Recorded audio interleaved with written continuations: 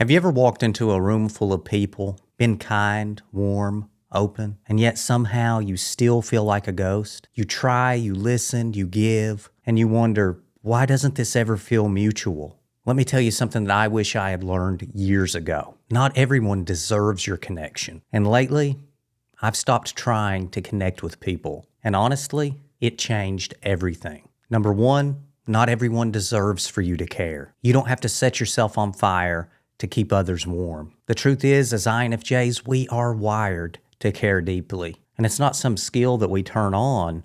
It's just kind of there, always. But here's the truth that we weren't taught. Caring should be earned. Think of your empathy like a campfire. It gives warmth, light, and comfort, but only to those who come close with respect. If someone's stomping through the forest, throwing rocks at your fire, they don't deserve your light or your warmth. And if someone responds to your kindness with sarcasm, coldness, or superiority, that's your cue to bow out.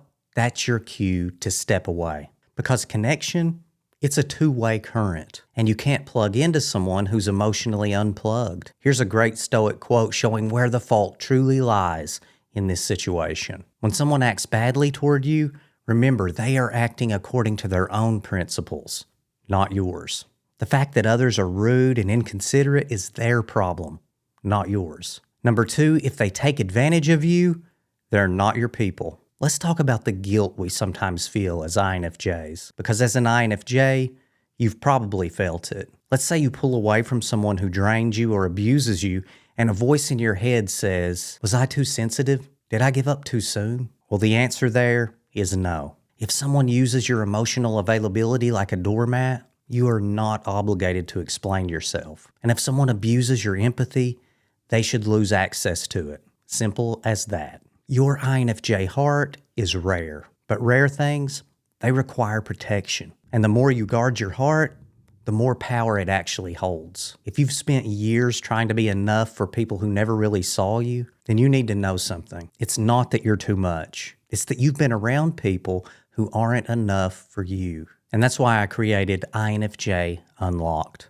It's a guide, not just to help you feel seen, but to help you step into your power as an INFJ. So if you're ready to reconnect with yourself and feel seen for the first time in a long time, you can grab INFJ Unlocked. The link is in the description. Finally, here's a great quote from fellow INFJ, Marcus Aurelius. Never value anything as profitable to yourself, which shall compel you to break your promise, to lose your self-respect, to hate, or to act the hypocrite. Here, Marcus is saying that any relationship that requires you to bend your personality too much, or that requires you to conform to something that you don't believe in, is simply not worth it. Number three, the best relationships aren't forced. Let me give you a metaphor that I live by now. Friendship is like gravity.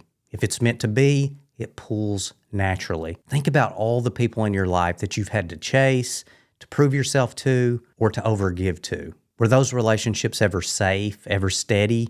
Were they soul-feeding relationships? The truth is that the best connections don't require auditions, and you should never have to become smaller to be included. When someone's truly right for you, you won't have to try and decode every text message or prove your worth through some kind of emotional labor. They'll just get you, and not in a big fireworks kind of way. It's more like a quiet knowing. And it must be said that all INFJs know that these kind of relationships are going to be pretty rare. Number four, you're not cold, you're clear. The nearer we come to a calm mind, the closer we are to strength. To an INFJ, there is nothing more valuable than a calm mind. When I was younger, I used to fear becoming too closed off from other people. But as I've grown older, I've learned something that INFJs need to hear more often. You are not being selfish when you take time for yourself. In fact, you're finally being selective and choosing what you deserve. Things like rest, calmness, and recharging your energy. Let's be honest, you've spent enough years trying to merge with people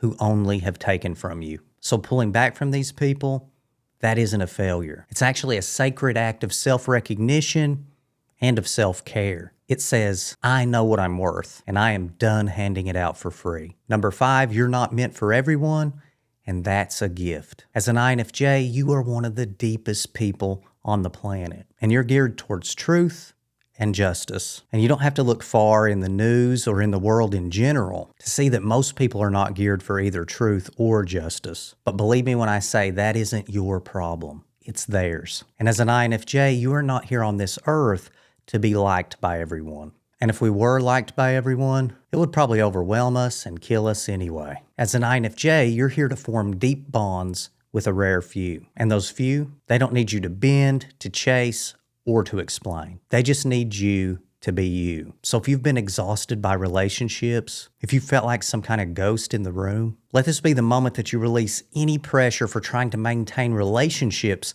with people who don't deserve you. And take this time to start protecting your core and to start protecting your soul, because you deserve that. And if no one's told you today, you're not hard to love. And you're not too much or too deep. You're just unique and rare. Number 6, silence doesn't mean emptiness for INFJs.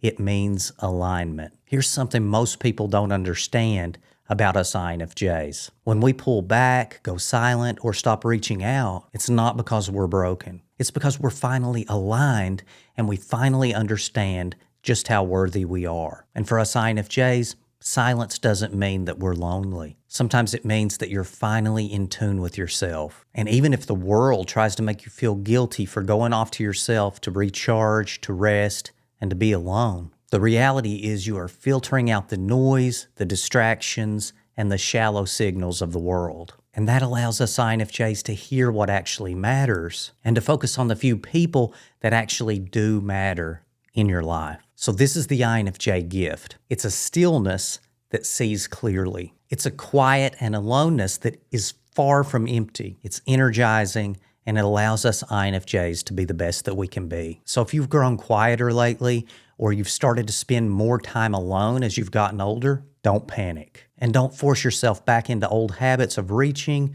where no hand reaches back. Maybe that silence, that alone time, is your soul finally breathing. Maybe it's the first sign that you're no longer seeking connection, but living from connection to yourself. And that's really why I made this video. As I've gotten older, I've spent more and more time alone. And I've actually found that this is a good thing. I actually connect with fewer people, and that's a good thing, because the connections that I do have, they fulfill me.